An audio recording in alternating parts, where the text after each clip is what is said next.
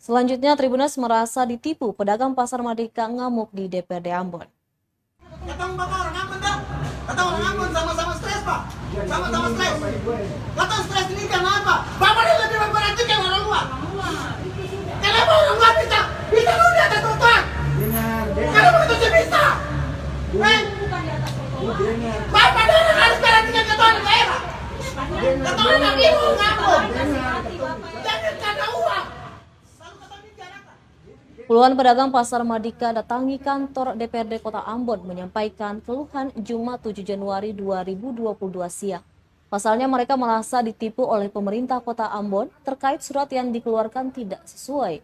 Pedagang menerangkan surat yang dikeluarkan Pemkot Ambon adalah untuk melakukan penertiban bagi para pedagang di kawasan dermaga speedboat Pasar Merdeka Ambon.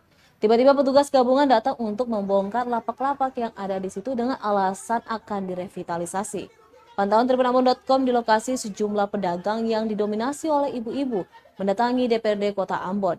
Mereka menyampaikan keluhan karena merasa tindakan Pemkot Ambon tidak sesuai dengan surat yang diedarkan.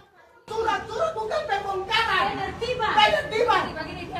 Masalah pembongkaran rapi yang bikin bapak harus sedia keton yang akan diatur itu. Bukan pembongkaran.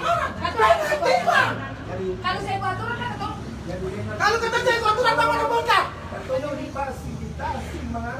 Iya, bapak udah fasilitasi mas. Sekarang dia kata punya hak untuk datang ke bapak darah.